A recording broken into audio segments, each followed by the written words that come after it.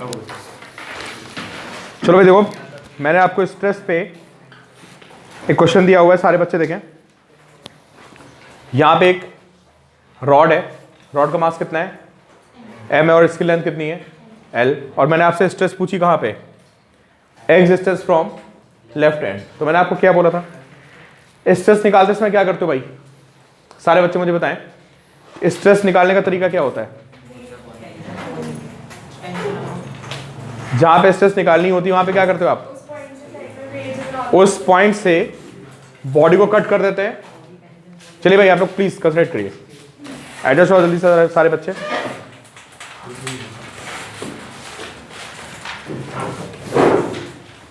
निखिल याद आ रहा है स्ट्रेस निकालने का तरीका क्या होता है, जहां पे स्ट्रेस निकालनी है वहां से हम बॉडी को क्या करते हैं, कट करके और फोर्सेस को एनालिसिस करके देख लेते हैं।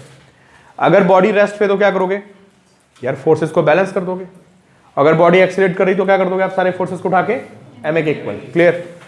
तो अभी मुझसे किसने पूछा कि भाई यहां पे स्ट्रेस कितनी है, ठीक है। तो मैंने यहां से देखते हैं भाई सारे बच्चे, यहां से मैंने इसको कट मार के दो पार्ट्स में अलग कर दिया, ठीक। अब मुझे बताओ यार इसका मास कितना होगा, इस पोर्शन का मास कितना होगा, m/l होगा मास। m/l क्या है, मास पर यूनिट लेंथ, ठीक है। इसका मास कितना होगा बताइए आप भाई, इसका मास कितना होगा, इसका मास होगा m/l l-, ठीक है। और बताओ और कौन से फोर्स होंगे, ये वाला पोर्शन जो है ये इसको आगे T फोर्स से पुल कर रहा होगा, और ये वाला पोर्शन इसको कितने से पुल कर रहा होगा। अभी लॉज ऑफ मोशन का एक तरह से क्वेश्चन हो गया, समझे। क्या निकालना है हमें, टेंशन निकालना है। अच्छा ये फोर्स कितना है, ये फोर्स कितना है F, ठीक है। तो अर्श बताओ इसकी इक्वेशन क्या बनेगी, अगर मैं इसकी इक्वेशन लिखूं F = ma है ना। सारे बच्चे सोच के बताएं, पहले बताइए इस ब्लॉक की इक्वेशन न्यूटन सेकंड लॉ से क्या बनेगी, क्या बनेगी, F - T = m/l l-s into ए। क्लियर है। इस वाले ब्लॉक को कौन खींच रहा है आगे, टेंशन। तो इसकी इक्वेशन क्या बनेगी, T = m/l x into A, ठीक है। नोट किए सारे बच्चे पहले इसको, हाँ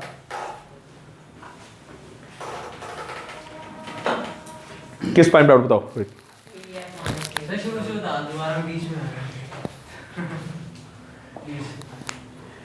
टेंशन, टेंशन कैसे निकालते हो किसी बॉडी में। अच्छा स्ट्रेस निकालने का तरीका क्या होता है, किसी रॉड में अगर स्ट्रेस निकालनी हो तो उसका क्या तरीका मैंने बताया है, जहां भी स्ट्रेस निकालनी हो तो वहां से बॉडी को कट कर देते हैं, ठीक है। कट करके कितने पोर्शन में डिवाइड करते हैं, दो पोर्शन में डिवाइड करते हैं, ठीक है। फिर क्या करते हैं उसके बाद, अगर वो बॉडी एक्सीलरेट कर रही है तो आप उस पर F = ma की इक्वेशन लिख दो, और अगर बॉडी बैलेंस है तो यार बैलेंस कर दो, है ना। और ऐसा करने पे आपको टेंशन मिल जाएगी, समझे। तो यहां से मैंने बॉडी को कट कर दिया, इस पे टेंशन T इधर लग रही है, इस पोर्शन पे टेंशन T इधर लग रही है। टेंशन निकालना है सबसे पहले, स्ट्रेस होता क्या है, टेंशन अपॉन एरिया। ये फोर्स कितना है F, तो मैंने इसकी इक्वेशन लिखी, ये फोर्स F ये T, इक्वेशन क्या हो गई, F = ma। इसकी इक्वेशन क्या बनेगी, net force = ma। Net force कितना है इस पे, अरे तो लॉ ऑफ मोशन में ऐसे क्वेश्चन करा रखे हैं आप लोगों को यार। तो T = ma हो गया, दोनों को उठा के ऐड कर दो, तो -T से +T कैंसिल होगा, कितना है बताइए, कितना आ जाएगा, इसको ऐड करके देखो आप, ma आ जाएगा, और ये कितना आ जाएगा पता है। देखो सारे बच्चे वेरीफाई करें कि एक ही वैल्यू बाय आ रही है नहीं आ रही है। और वैसे डायरेक्टली भी बोल सकते हैं यार, A = F/m, क्यों, अरे पूरे सिस्टम का मास कितना है भाई, m, फोर्स कितना है। अगर ये सब नहीं भी करेंगे तो आप डायरेक्टली भी देख सकते हो कि net force is F and total mass is, तो what is acceleration, F by M. Clear? ठीक है, लेकिन मैंने ऐसे क्वेश्चन क्यों लिखी है, क्योंकि मुझे किसकी जरूरत है, मुझे टी पता करना है यार। तो इसको कौन भगा रहा है, इसको टी भगा रहा है, तो टी इज इक्वल टू कितना है बताइए, एम ए, तो T is equal to M by L X into A. ठीक है, अब यहां पे एक ही वैल्यू पुट करिए आप, टी कितना है, एम बाई एल एक्स है, तो this is M by L into X, और एक ही वैल्यू कितनी है, एफ बाई एम, कितना है, this is F X by L. लिखिए आप T is equal to F X by L. ये रिजल्ट याद करो यार, स्टैंडर्ड रिजल्ट है कि आप किसी रॉड को पुल कर रहे हो ना, तो उसमें टेंशन कितनी आती है, एफ एक्स बाई एल। अभी कॉपी टर्न करोगे जाके, लॉज ऑफ मोशन में डिटो सेम क्वेश्चन करवा रखा है। टेंशन आ गई। स्ट्रेस क्या होता है भाई, टेंशन अपॉन एरिया भी बोल सकते हैं। जो टेंशन डेवलप होता है अपॉन एरिया, उसको हम क्या बोलते हैं, स्ट्रेस। कौन सा एरिया भाई, अरे जो ये वाला एरिया होगा ना, दिस एरिया। तो अगर मैं टेंशन को इस एरिया से डिवाइड कर दूंगा तो क्या मिल जाएगा मुझे, स्ट्रेस। तो बताइए स्ट्रेस कितनी आएगी, एफ एक्स बाई कितनी, एल ए। ठीक है, स्टैंडर्ड रिजल्ट याद कर लेना इसको।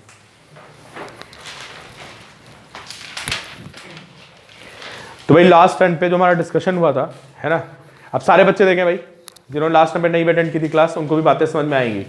ठीक है, कि किसी बॉडी पे जब हम बाहर से फोर्स अप्लाई करते हैं तो उसमें क्या डेवलप होता है, उसके अंदर एक स्ट्रेस डेवलप होता है, और वो स्ट्रेस बॉडी को क्या करता है, दोबारा से रिस्टोर करता है।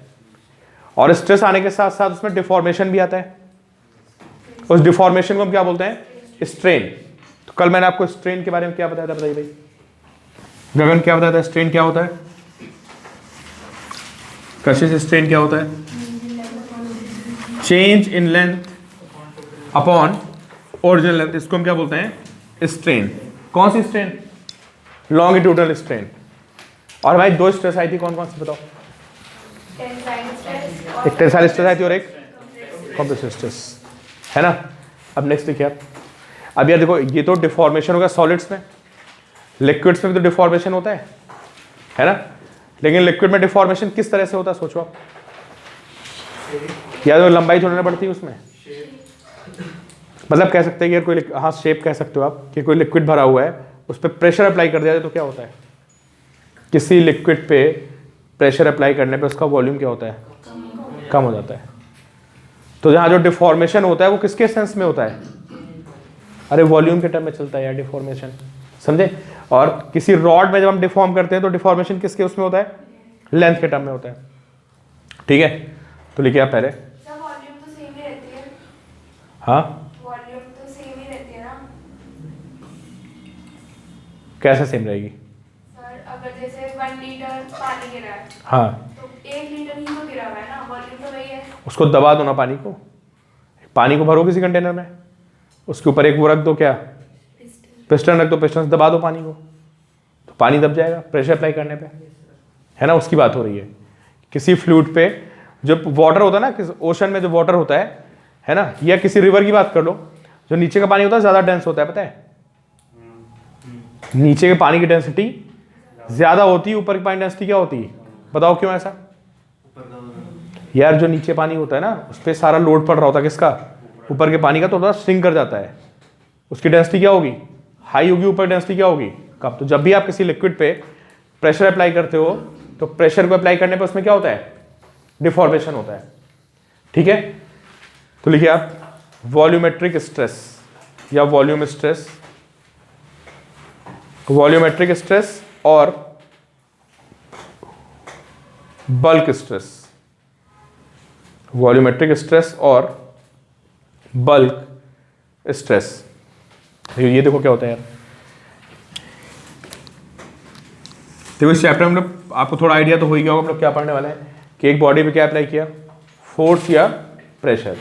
फोर्स या प्रेशर अप्लाई करने के बाद उसमें क्या होगा, उसमें डिफॉर्मेशन आएगा, और हमें बस उसी डिफॉर्मेशन का रेशियो पढ़ना है कि हमने कितना फोर्स अप्लाई किया है, उस बॉडी में कितना डिफॉर्मेशन हो रहा है। तो इस पूरे चैप्टर में यही चलेगा, स्ट्रेस एंड स्ट्रेन। स्ट्रेस देने का मतलब आपने क्या कर दिया, उसको डिफॉर्म करने की कोशिश की, और जब उसको डिफॉर्म करने की कोशिश करोगे तो उसमें क्या आएगा, स्ट्रेन आएगा, उसमें डिफॉर्मेशन होगा। और पूरे चैप्टर में उन्हीं के रेशियो के बारे में बात चलेगी, किसका, स्ट्रेस और स्ट्रेन। ठीक है, तो अभी हम लोग देख रहे हैं बल्क स्ट्रेस। तो देखो भाई, ये कोई लिक्विड है और मैंने बाहर से प्रेशर अप्लाई कर दिया, तो प्रेशर अप्लाई करने पर क्या होगा बताओ, थोड़ा सा क्या करेगा यार, ये श्रिंक कर देगा ना ये हल्का सा, अगर मैं बाहर से प्रेशर अप्लाई कर दूं।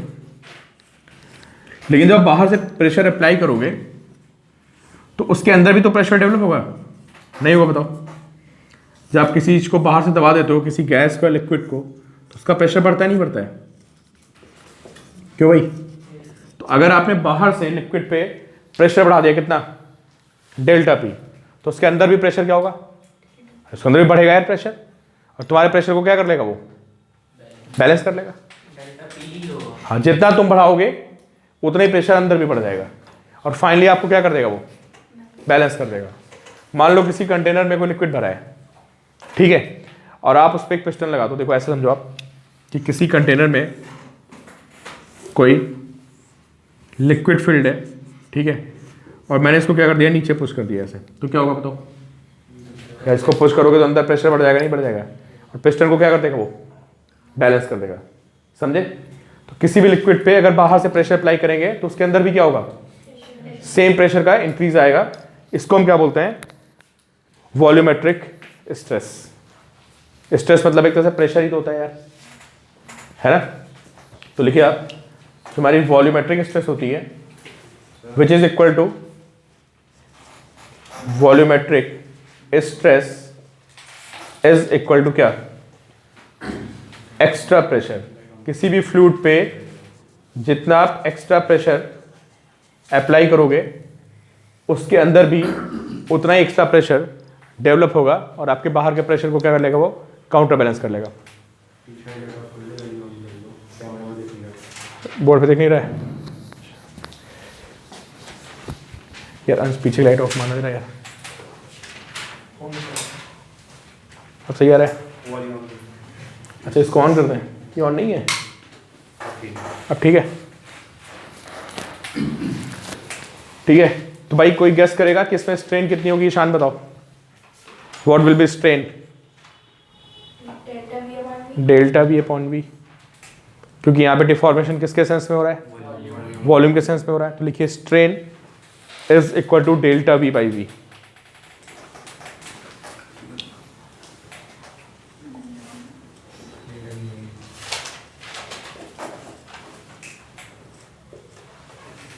Strain is equal to delta V by V. समझे? तो हमने दो स्ट्रेस पढ़ ली भाई, कौन कौन सी? लॉन्गिट्यूडनल स्ट्रेस, वो किस में आती है, रॉड में आती है। और वॉल्यूमेट्रिक स्ट्रेस किस में आएगी, किसी लिक्विड में या किसी गैस में भी आ सकती है, ठीक है। और इसमें डिफॉर्मेशन किस सेंस में रीड करेंगे आप, change in volume upon original volume, ठीक है। पास समझ आई। तीसरा थोड़ा ढंग से समझना, लिखिए आप लोग, shear stress, shear stress, shear stress क्या होती है भाई, किसी को आइडिया है?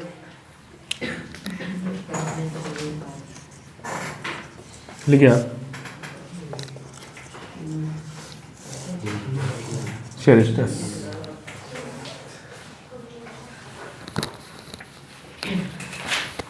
यह सॉलिड में एक्चुअली डिफॉर्मेशन होता है ना, सॉलिड में जो डिफॉर्मेशन होता है वो दो तरह का होता है। एक तो होता है लेंथ वाला डिफॉर्मेशन, कि आपने किसी को क्या किया, किसी को पुल कर लिया, हाँ बिल्कुल सही बोल रहे हो, चेंज इन शेप, ठीक है। तो सॉलिड में कितना डिफॉर्मेशन होता है, दो। कौन कौन से? किसी सॉलिड पे फोर्स अप्लाई करोगे तो उसका लेंथ बढ़ेगा या लेंथ कम होगा। दूसरा उसमें शेप भी डिफॉर्म हो जाता है। जैसे ये बुक ले लो आप, ये वाली बुक लेता है, देखो ये बुक रखी हुई है, ठीक है। इसका शेप ऐसे है, ठीक है। अभी क्या किया है, मैंने ऊपर हैंड रखा और इस पर ऐसे फोर्स अप्लाई कर दिया, शेप क्या होगा इसका, हैंड हटा लेते हैं तो क्या होगा बताओ, वापस आ गया ना। एक तो अगर मैं ऐसे फोर्स अप्लाई कर लूँगा ऐसे ऐसे, तो इसमें क्या हुआ होगा, कुछ लेंथ बढ़ गई होगी। ऐसे इसको दबा दूँ तो कुछ लेंथ, तो वो डिफॉर्मेशन तो मुझे दिख नहीं रहा क्योंकि वो डिफॉर्मेशन बहुत ही कम है। ये डिफॉर्मेशन ज़्यादा विजिबल है। कौन सा, कि अगर आप किसी बॉडी पे नीचे फिक्स कर लो, है ना, और टॉप पे ऐसे फोर्स अप्लाई करो तो इसका शेप क्या हो गया, चेंज हो गया, और हैंड हटाने पे क्या होगा बताओ, वापस अपने शेप में आ गया। समझे? तो ऐसा क्यों वापस आ गया बताओ आप। इसमें एक और स्ट्रेस और आती है जिसको हम क्या बोलते हैं, स्ट्रेस का काम क्या होता है भाई, इसको रिस्टोर करना ना यार। तो कोई गेस कर सकता है कि इसमें स्ट्रेस कैसे आएगी। कल आपको बताया था कि मॉलिक्यूल्स में क्या होता है, फोर्स होता है। कैसा फोर्स होता है, स्प्रिंग की तरह का फोर्स होता है। कोई मुझे एक्सप्लेन कर सकता है कि जब मैंने इसको फोर्स ऐसे अप्लाई किया है ना, तो ये वापस क्यों आ गया बताओ।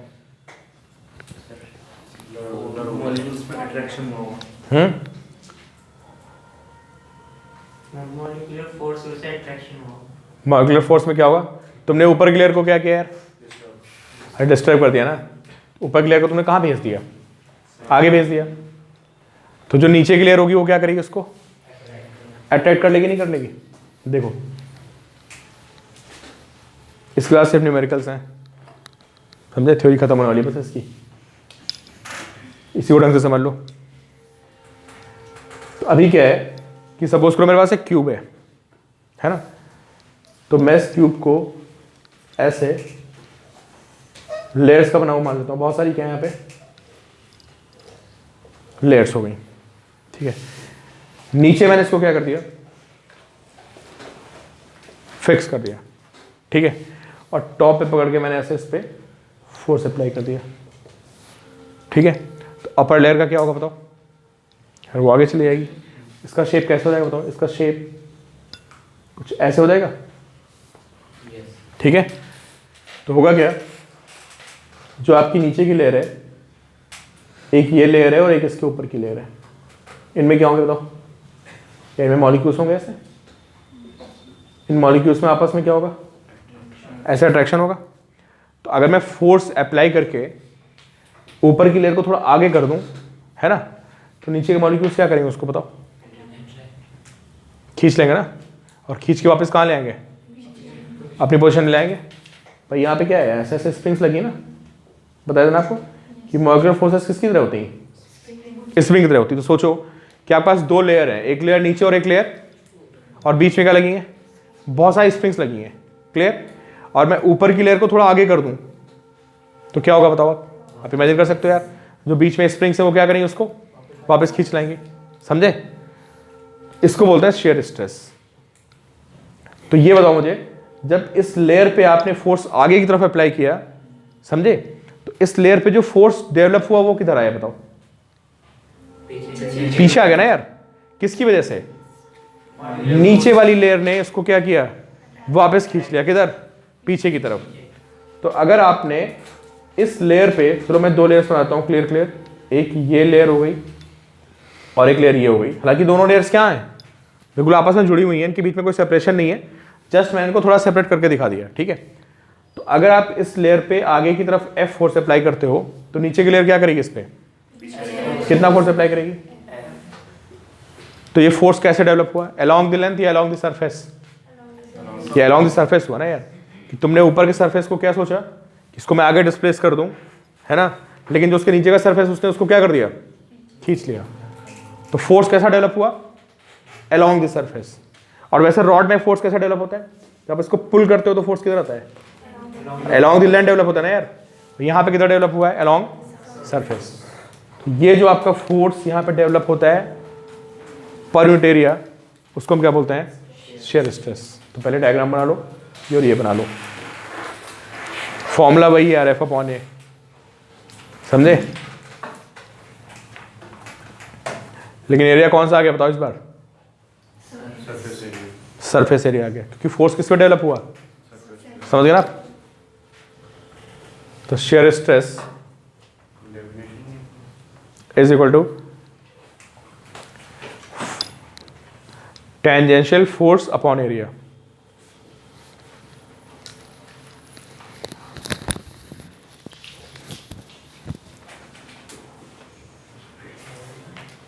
Share stress is equal to क्या, टेंजेंशियल फोर्स, ये वाला फोर्स जो आपने इधर अप्लाई किया है, अपॉन एरिया। और एरिया कौन सा है बताओ भाई, जो इसका टॉप का एरिया होगा ना, ये वाला एरिया लेंगे आप, ये ऊपर वाला एरिया। जो बुक थी ना, बुक में जो ऊपर का एरिया था वो आएगा किसमें,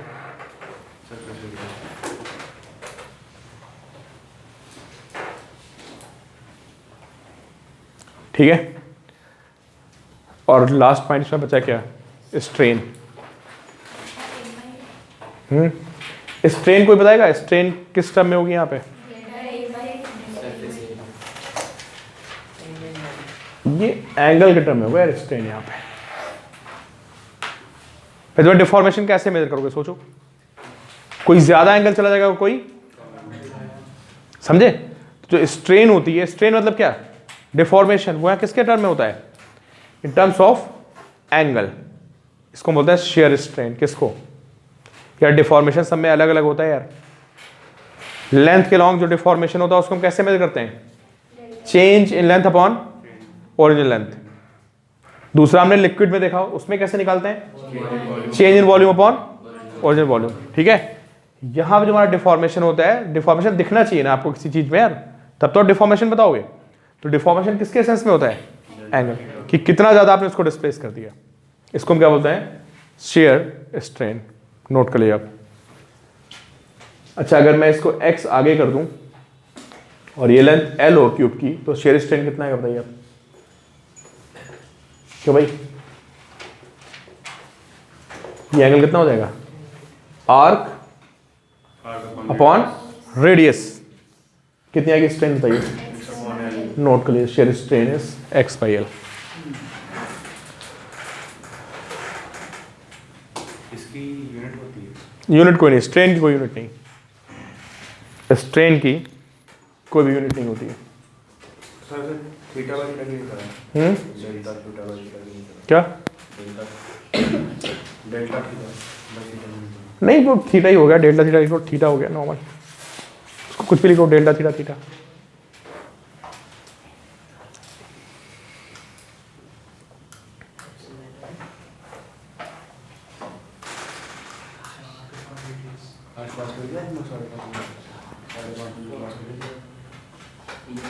आज नहीं की थी यार अभी, तो टाइम थोड़ा एडजस्ट करते हैं।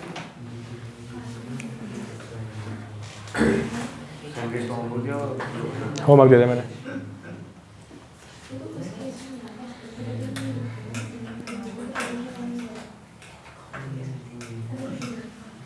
भाई स्ट्रेन समझ में आ गया तुम लोगों को, हाँ। फॉर्मूला स्ट्रेन का d थीटा बाय थीटा है, ये सिर्फ चेंज इन एंगल।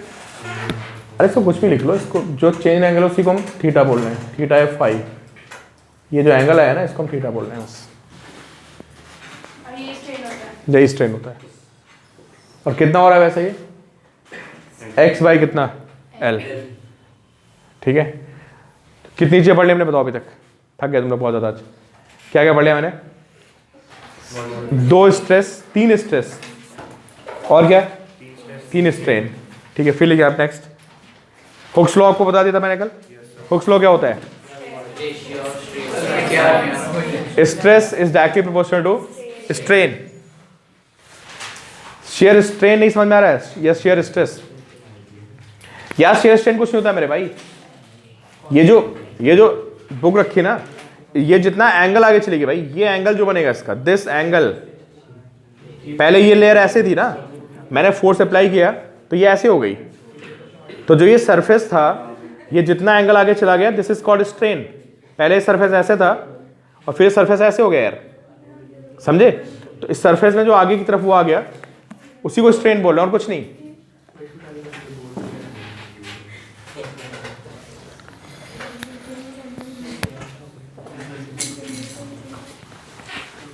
ठीक है,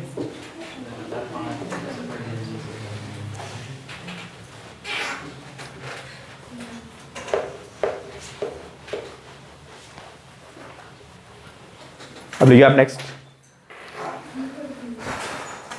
हुक्स लॉ लिखा था आपने, क्या था, stress is directly proportional to, लिखिए यंग्स मॉडुलस, करा दिया था। बल्क मॉडुलस, अच्छा यंग्स मॉडुलस में क्या बताया था,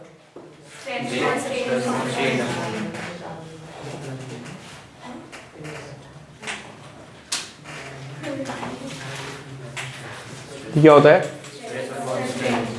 कौन सा स्ट्रेस? लॉन्गिट्यूडनल स्ट्रेस, है ना?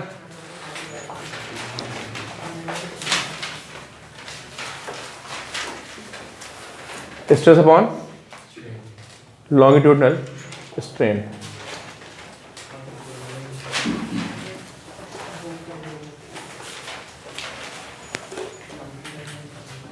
ठीक है, पूरी इंजीनियरिंग में जो मशीन्स लगती हैं, जहाँ भी आप कहीं मेटल यूज़ करोगे ना, तो जब भी आप कोई मेटल या मशीन बनाओगे तो उसमें हमेशा आपको मेटल का क्या पता होना चाहिए? Young's modulus. पता चला लोड डाला और वो एक्सपैंड कर गया, समझे? यंग्स मॉडुलस हर मेटेरियल का आपको पता होना चाहिए आप किसी भी मशीन को बना रहे हैं तो। फिर आता है लिखिए आप बल्क मॉडुलस।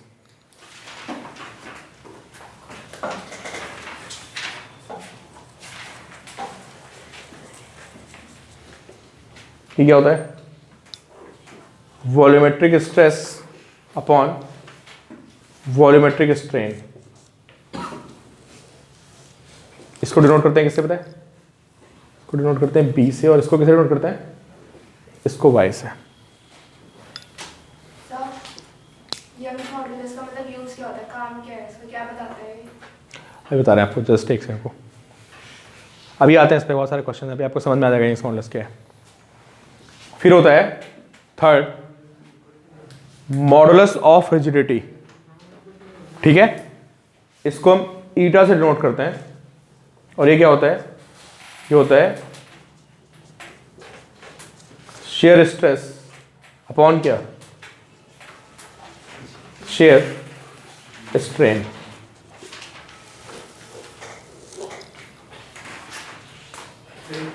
शेयर स्ट्रेस ईटा, एन को थोड़ा सा नीचे खींच दो पकड़ के, ऐसा, ये एन होता है ना, एन को ऐसे कर दिया, इसको बोलते हैं ईटा। ईटा सिंबल का नेम होता है। Eta is eta, delta, delta तो जानते होगे। एम से पूछना है? एम से ईटा बीटा बनाइना बीटा बना। नहीं, ये सब वो होता है ना Roman words, eta zeta beta alpha gamma. ईना मीना बीटा बनाओ ना। ईना बिना टीका नहीं। सुनो भाई, अब सोच रहे हो यार इसका मतलब क्या होता है यंग्स मॉडुलस? समझो यंग्स मॉडुलस का मतलब क्या होता है? यंग्स मॉडुलस आपको पता क्या इन्फॉर्मेशन देता है? यंग्स मॉडुलस ये इन्फॉर्मेशन देता है कि किसी बॉडी पे, किसी रॉड पे फोर्स अप्लाई करने में उसमें कितना इलॉन्गेशन आएगा। सुनते ना ध्यान से, समझे? तो ऐसा बोलते हैं कि स्टील का यंग्स मॉडुलस रबर से ज़्यादा होता है। तो तुम्हारे स्कूल में क्वेश्चन आएगा, पक्का बता रहा हूँ, लिख लो पहले इसको, है ना? इसी क्वेश्चन से आप समझना कि यंग्स मॉडुलस होता क्या है और वो क्या इन्फॉर्मेशन कन्वे करता है। ठीक है, विच वन इज, अब इससे कई बातें कॉन्सेप्चुअल होंगी, this question is very very important. ठीक है, which one is more elastic? Steel और रबर, दो चीजें हमारे पास है ना। अब यहीं से आप फील करना कि यंग्स मॉडुलस बेसिकली है क्या। तो इनको मीटिंग भेज दी मैंने। हाँ हाँ यार, ये पता क्या जाता है, ये किसी बॉडी का जितना हाई होता है ना, किसी बॉडी का यंग्स मॉडुलस सुनते रहो भाई, किसी बॉडी का यंग्स मॉडुलस जितना हाई होगा उसको डिफॉर्म करना उतना ही मुश्किल होगा। बस ये यंग्स मॉडुलस होता है। क्या बताया भाई, कौन बताएगा? उसको डिफॉर्म करना उतना ही, बस ये समझ लो आप। तो मैं तुमको स्टील की रॉड दे दूं, मतलब उसके हम शेप नहीं बिगाड़ सकते। शेप बिगाड़ना बहुत मुश्किल है, खींचना मुश्किल है बेसिकली। हाँ, तो ये बात है। और वो दोनों बातें एक ही जैसी हैं, शेप बिगाड़ना भी उतनी मुश्किल है क्योंकि उसका मॉडुलस ऑफ रिजिडिटी उतना ही हाई होगा। समझे? कोई आपसे बहुत सिंपल वर्ड में पूछे कि यार यंग्स मॉडुलस क्या होता है, तो आप सिंपली बोलोगे कि भाई जिसका यंग्स मॉडुलस ज़्यादा है ना, उसको आप खींच नहीं पाओगे, वो अपने चेंज का ज़्यादा क्या करेगा, रेजिस्ट करेगा। तो मैं आपको एक स्टील की रॉड दे दूँ और एक मैं आपको रबर की रॉड दे दूँ, समझे? किसको खींचना ज़्यादा मुश्किल है बताओ? स्टील को खींचना ज़्यादा मुश्किल है, तो उसका यंग्स मॉडुलस क्या होगा, ज़्यादा होगा। ठीक है, क्वेश्चन नोट किया आपने? हाँ स्टील रबर वाला इलास्टिक ना भाई, स्टील रबर इलास्टिक नहीं होती, कौन ज़्यादा इलास्टिक होता है? वही कह रहा हूँ, स्टील कैसे रबर से ज़्यादा इलास्टिक तो इलास्टिक मतलब ये नहीं होता जो हम बचपन में पढ़ते इलास्टिक तो खिंच गया। अब इलास्टिक का मतलब चेंज हो गया। इलास्टिक कौन है? अरे कौन है भाई? जो अपने आप को ज़्यादा रेजिस्ट कर रहा है, डिफॉर्मेशन नहीं होने दे रहा है, वो इलास्टिक होता है। बचपन में पढ़ते हैं रबर इलास्टिक होती है, रबर खिंच जाती है, तो हमारे दिमाग में वही चीज़ बैठी होती है। हमें लगता है जो चीज़ खींच रही वो क्या है? वो इलास्टिक। ऐसा नहीं है। इलास्टिक कौन है? जो अपने डिफॉर्मेशन को ज़्यादा अपोज करेगा, रेजिस्ट करेगा, वो ज़्यादा इलास्टिक हुआ। समझ गए ना आप लोग? तो बचपन में पढ़ रखा था, वो वाली इलास्टिसिटी नहीं रही। कौन सा इलास्टिक है? स्टील। तो इसको समझाना पड़ेगा भाई, ऐसे तो लिख नहीं दोगे आप, ठीक है? तो सारे बच्चों ने क्वेश्चन नोट कर लिया?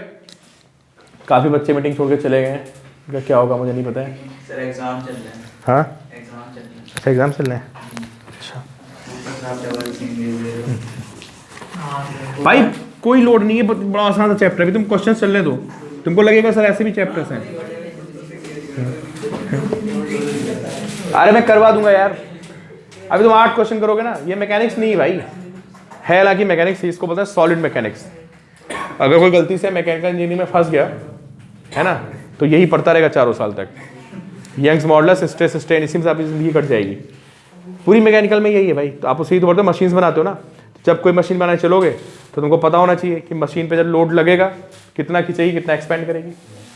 तो इस पूरी सॉलिड मैकेनिक्स होती है। मतलब ये मैकेनिक्स की ब्रांच है एक पूरी। कौन सी? Stress strain. इस पर बहुत लंबा डिस्कशन होता है आगे। हाँ भी अभी आते हैं बल्क मॉडल्स में, पहले भी यही बताते हैं। हाँ सॉफ्टवेयर में कुछ नहीं यार, तुमको मैथ्स आती है बस, फिजिक्स आती, केमिस्ट्री नहीं आती, कोई दिक्कत नहीं।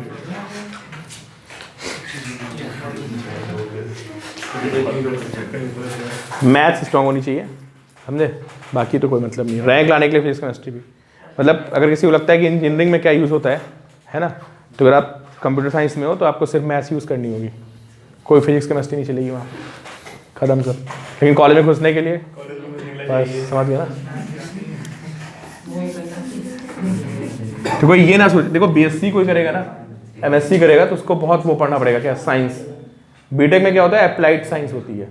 अप्लाइड साइंस मतलब जो हमें मशीन बनाने में अप्लाई करना, रिसर्च नहीं करते बीटेक में। थ्योरी बनी बनाई होती है, हमें उससे सिर्फ क्या करना होता है?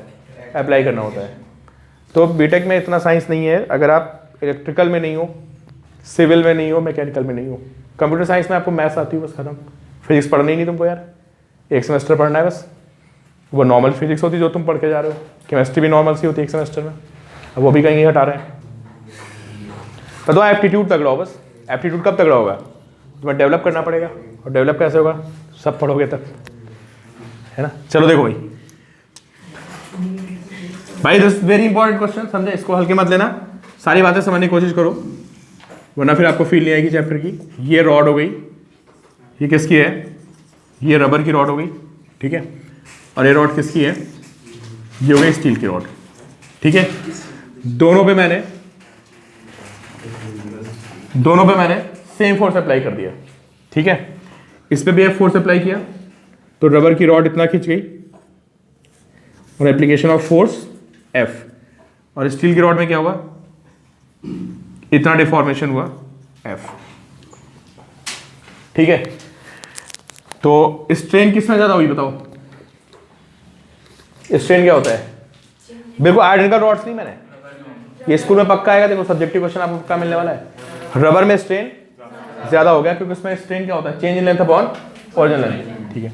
तो आप ऐसे लिखेंगे strain in rubber is greater than क्या? Strain in steel. साथ साथ दिख रहा है यार, ठीक है? अच्छा स्ट्रेस दोनों में क्या है बताओ? स्ट्रेस सेम है। क्यों सेम है? स्ट्रेस क्या होता है? Force upon area. हमारा फोर्स क्या है दोनों में? और रॉड्स भी कैसी हैं? आइडेंटिकल है यार। तो जो स्ट्रेस हमारी रबर में आएगी वही स्ट्रेस किस में है? स्टील में। ये आपको लिखना पड़ेगा, है ना, कि we are considering two rods of same dimension. Same dimension means same length and same cross section area, and on application of same forces, दोनों पे अप्लाई किए हमने। Strain is more in rubber. चलो वाई क्या होता है बताओ? Young's modulus क्या होता है? यंग्स मॉडुलस होता है हाँ स्ट्रेस अपॉन क्या? स्ट्रेस दोनों में क्या है बताओ? तो क्या मैं ये नहीं कह सकता हूं कि y inversely proportional to strain? बोलो ठीक है। तो स्ट्रेन जिसमें कम होगी उसका y, तो स्ट्रेन किसमें कम है? तो बोलेंगे आप कि y of steel is greater then y of rubber. समझे? और जिसका y ज्यादा होता है उसका यंग्स मॉडुलस मतलब उसका इलास्टिक बिहेवियर ज्यादा होता है, ऐसा बोलते हैं। तो हमारे दिमाग में अभी तक मैं फिर आपको क्लियर कर रहा हूं कि जो पहले की पिक्चर बनी होती थी कि इलास्टिक का मतलब क्या होता है? जो ज्यादा खींच रहा है वो इलास्टिक नहीं है। इलास्टिक वो ज्यादा है कौन? जो जितना रिजिड है, जो अपने आप को जितना रजिस्ट करेगा वो ज्यादा इलास्टिक हुआ। तो सर स्पाइडर का जो वेब होता है वो स्टील से ज़्यादा इलास्टिक होता है। क्या? स्पाइडर हाँ वो ज़्यादा लचीला होता है यार, उसकी इलास्टिसिटी इतनी ज़्यादा नहीं होगी। हम इलास्टिसिटी का जो नॉर्मल यूज़ करते हैं ना वो गलत है। मतलब फिजिक्स के हिसाब से इलास्टिक